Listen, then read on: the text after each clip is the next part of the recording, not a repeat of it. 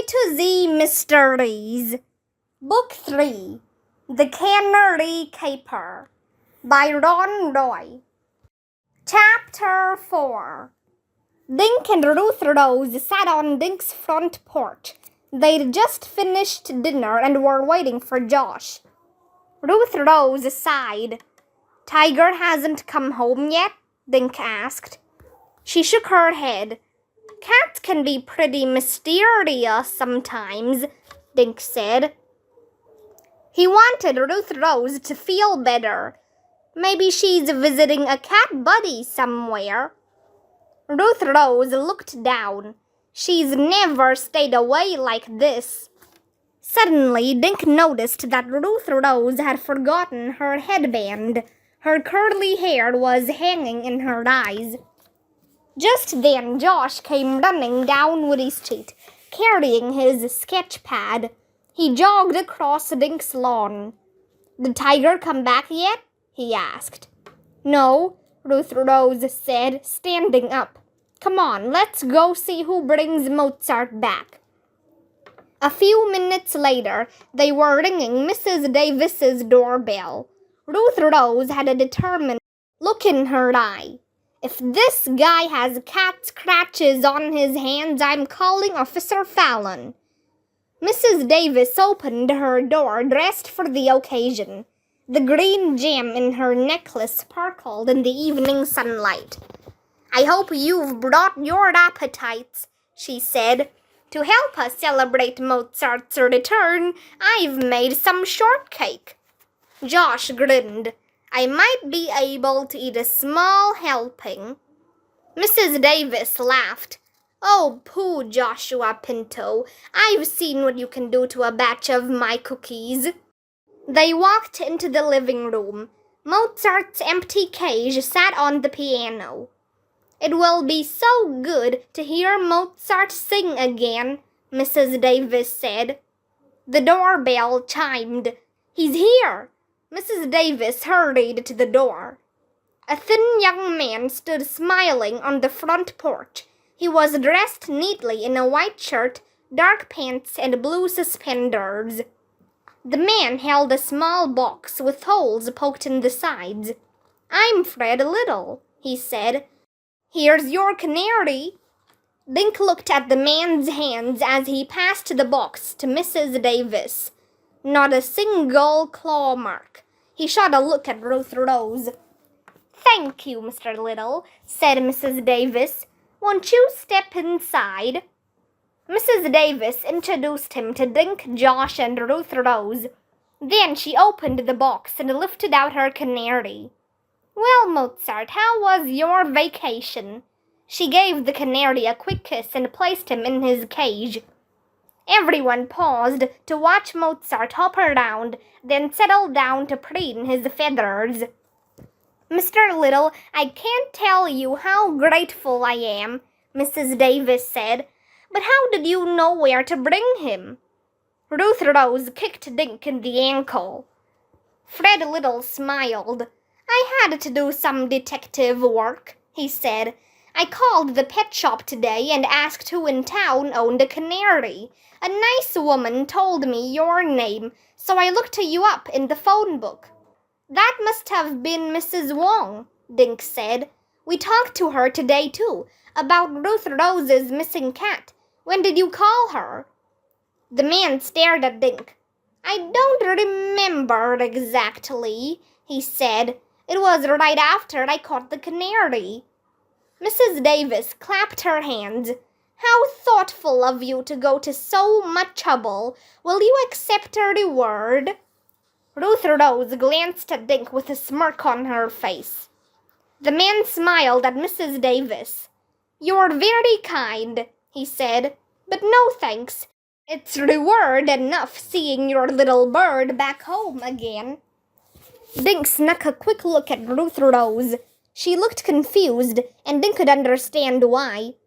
If he won't take a reward, then he didn't steal Mozart. And if Mozart didn't get kidnapped, maybe Tiger didn't either, Dink thought.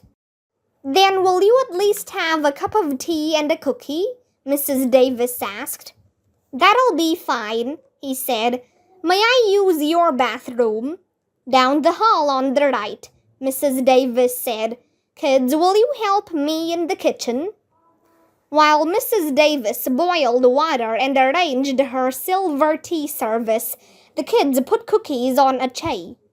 He didn't take the reward, Ruth Rose whispered, frowning. I can't believe I was wrong. I don't know, Ruth Rose, Dink said. There's something fishy about this guy. Why didn't Mrs. Wong tell us he called her? We saw Mrs. Wong in the morning, Josh reminded them. Fred Little must have called her later. Yeah, I suppose, Dink said. But I have this weird feeling I've seen Fred Little somewhere before, Josh said. Around here? Ruth Rose asked. Josh shrugged. I'm not sure. I can't remember. What are you three whispering about? Mrs. Davis called. I'll need some helping hands in a minute. When they were all seated around the card table, Mrs. Davis poured 5 cups of tea. Are you just passing through, Mr. Little? I haven't seen you in town before. I'm here looking for a job, Fred Little said. So you might settle in Green Lawn. Wouldn't that be wonderful? Fred Little smiled. It's a nice town. He glanced around the living room. You sure have a lovely home, Mrs. Davis. Why, thank you. When my husband was alive, we traveled a great deal, Mrs. Davis said. We brought back something special from each country we visited. Fred Little left a few minutes later, and the kids helped Mrs. Davis clean up. Still have room for shortcake? She asked, grinning at Josh. Sure do, he answered, picking up his sketch pad. Josh began to draw a picture of Fred Little's face. I just wish I could remember where I've seen this guy before. Chapter 5. That night, a thunderstorm sent the kids running from their tents into their houses. It was still raining the next day, so they decided to play Monopoly at Dink's house. Ruth Rose, it's your turn, Josh said. I know, she said, staring out Dink's window. I can't concentrate. Tiger is out there in the rain. Dink and Josh just looked at each other. If Fred Little didn't take the pets, then who could it be? Ruth Rose asked. She came and plopped herself down at the Monopoly board. Dink thought for a moment. If we could figure out why someone was stealing animals, he said, maybe we could figure out who was doing it. Ruth Rose picked up her stack of Monopoly cash. I still think it's for money, she said. When people get kidnapped, it's usually for ransom money, right? The boys nodded. But no one who's lost a pet has gotten a ransom note, Josh said. Not yet, anyway. Ruth Rose tossed her play money onto the table. I'm going home. Mom put an ad in the paper, and I want to be there if anyone calls about Tiger. The two boys watched her put on her coat and head out into the rain. I've never seen her act so mopey, Josh said after the door closed. She doesn't even argue with me anymore. Yeah, and have you noticed she's not wearing one color either? Dink pointed out. I hope Tiger comes home soon. That night the rain cleared up, so Dink and Josh slept out in the tent again. The next morning, Ruth Rose woke them up. She was wearing cut-off jeans and an old t-shirt. Her untied sneaker laces were muddy from dragging. Read this, guys, she said, and she shoved the Sunday Morning Gazette under Dink's nose. One paragraph was circled in red crayon. Dink and Josh stumbled out of the tent and sat at the picnic table. The paragraph was under local area crimes. Dink scanned it quickly, then read it out loud. 2 green lawn homes were burglarized last night, Officer Charles Fallon has reported. The homes of Dr. and Mrs. Michael Pardue and Mr. and Mrs. Harvey Gwynn were entered by persons unknown. Several items of value were taken. Police are investigating. Dink looked up. Wow! First they lose their pets, then someone breaks into their houses. I think that stinks. And I think they're connected, Ruth Rose said. Don't you see? It is about money. Someone is taking pets, then breaking into the same houses. But why would someone need to steal a pet before robbing a house? Dink asked. And not only that, Josh added, but what about you and Mrs. Davis? Your pets disappeared, but your houses weren't broken into. He's right, Ruth Rose, Dink said. Why just 2 houses and not all 4? Ruth Rose frowned at Dink and Josh. I don't know, she said. We should try and find out. Let's go see the Pardues and the Gwynns again. Maybe the burglars left some clues. They hurried over to Thistle Court and rang the bell. Mr. Gwynn came to the door in his bathrobe. Oh, hi, kids. Mrs. Gwynn told me you stopped by Friday. Guess what? Yesterday afternoon, someone found our parrot and returned him. Ruth Rose stared at Mr. Gwynn. Archie was returned yesterday? Mr. Gwynn nodded. To celebrate, I took the family out for dinner and a movie. But when we got back home, we discovered we'd been robbed. The rats took my coin collection. I'm sorry to hear that, Dink said. May I ask who returned your parrot? A nice young woman, Mr. Gwynn told the kids. She said she'd caught Archie eating seeds under her bird feeder. Did you invite her into your house? Ruth Rose asked.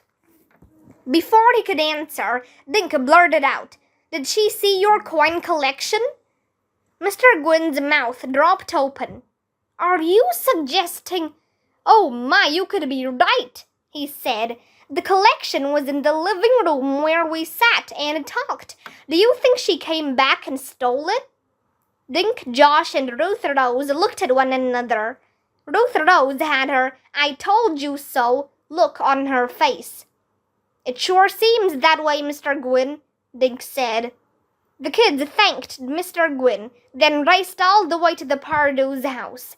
Out of breath, Ruth Rose rang the bell. Mrs. Pardue came to the door.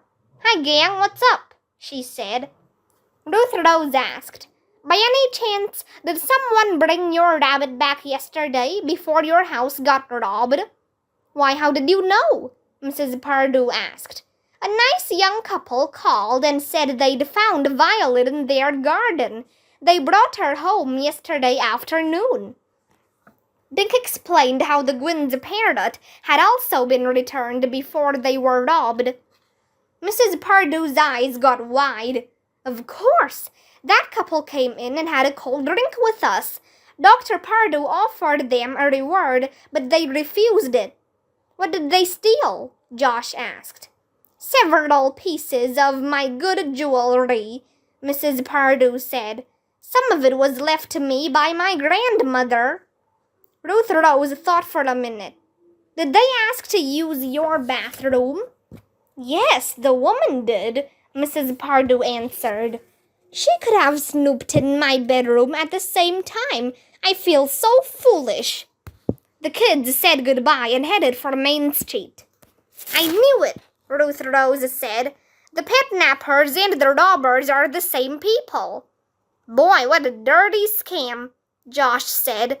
You steal someone's pet, return it to get a guided tour of the place, then come back later to take what you liked. Talk about a double whammy, Dink said, shaking his head. I think it's gonna be a triple whammy, Ruth Rose said. What about Mrs. Davis? What about her? Josh asked. She hasn't... Oh my gosh! That's right, Ruth Rose said. I'll bet anything that Mrs. Davis's house is next. Chapter 6.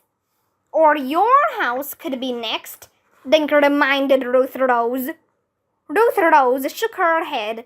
They didn't return Tiger, so they didn't get inside my house. Come on, we have to tell Officer Fallon. They ran down Main Street to the police station. Does he work on Sunday morning? Josh asked as they hurried up the steps. We'll find out in a minute, Dink said. The kids almost bumped into Officer Fallon coming through the door. Were you kids coming to see me? He asked. I was just heading for Ellie's. Officer Fallon, we figured out the burglaries, Ruth Rose cried. He looked at her. Oh, then we'd better go back inside. Sitting at his desk, Officer Fallon picked up a pencil. I'm listening, he said. Ruth Rose told him their theory about how the petnappers came back later to return the animals, then rob the houses. Officer Fallon smiled. I think you're right on the button, he said. I figured out the same thing. Did you know that Mrs. Davis's canary was returned too? Ruth Rose asked. She looked at Dink and Josh. We think her house will be robbed next. Officer Fallon raised his eyebrows. Well, now that is news. I didn't know about the canary. When was it returned? He asked, writing something on his pad. Friday night, Josh said. Some guy called up and said he'd found Mozart. He brought him over while we were there. Officer Fallon's eyes widened. Tell me about this man, Josh, he said quietly. Josh described Fred Little while Officer Fallon took more notes. Can you arrest Fred Little before he breaks into Mrs. Davis's house? Ruth Rose asked. Officer Fallon tapped his pencil and squinted one eye at the kids. Officer Keene and I have been looking for whoever returned the Gwyn and Pardue pets. We want to question them about the pet nappings and the robberies. Now we will start looking for Fred Little too. He leaned forward on his elbows. But we have no evidence that these people have done anything wrong. The same goes for Fred Little. True, he returned the canary and got inside Leona Davis's house. That's the same pattern as the other two burglaries, but it's not a crime. You can't arrest him? Josh asked. Officer Fallon shook his head. Even if I knew where to find Fred Little, I have no proof that he's planning a crime. But we have to do something, Ruth Rose said. You've already done a lot, Officer Fallon said. I didn't know that Leona Davis got her bird back. You've given me a good lead. Officer Keene and I really appreciate your help, kids. He walked them to the door. Don't worry, we have a few tricks up our sleeves. I still think we should do something, Ruth Rose said when they were outside. Well, Josh said, the circus is leaving tomorrow, and we do have those free tickets Officer Fallon gave us. Dink laughed. Together, he and Josh talked Ruth Rose into visiting the circus for a few hours. They watched a few animal acts and bought popcorn. Ruth Rose didn't feel like going on any rides, so they decided to go into the clown tent again. Two clowns dressed as firefighters were running around, bumping into each other while a small cardboard building burned. Smoke and fake flames were shooting out of a window. A woman clown was screaming, "Help! Save me!" Some of the kids in the audience started yelling, "Save her, mister! Up there, save her!" The firefighter clowns got tangled up in their own hoses, making everyone laugh and yell even louder. Suddenly, a clown dressed like Superman appeared on stilts. He wore a blue shirt under a red cape. Bright yellow suspenders held up the skinny blue pants that hid his stilts. Superman flapped his cape and snapped his suspenders. Then he marched over to the burning tower and saved the woman. All the kids in the audience yelled and clapped. Dink noticed that Ruth Rose was hardly even looking. He nudged Josh, and they left. "I'd like to get me some stilts," Josh said. He walked stiff-legged and snapped invisible suspenders. "Do circuses ever hire kids?" "Yeah, to feed it to the tigers," Dink said, which reminded him of Ruth Rose's tiger. He looked at her. "Do you want to come over and finish the Monopoly game?" She shook her head. "Don't you guys want to solve this mystery?" "Sure, but what else can we do?" Dink asked. "Officer Fallon said he's gonna look for the people who returned the pets." "Well, I know how we can help him," Ruth Rose said, her eyes flashing. "Uh-oh," Josh mumbled. Ruth Rose, I don't think Officer Fallon wants any more help," Dink said. Ruth Rose ignored him. "Are you guys sleeping in the tent again tonight?" she asked. Dink nodded. "I guess so. Why?" Ruth Rose grinned mysteriously. "I promise to bring over some cookies if you promise to go somewhere with me." "Where?" Dink asked. "And why do you have that sneaky look on your face?" "Wear dark clothes," Ruth Rose said. "We're going to stake out Mrs. Davis's house."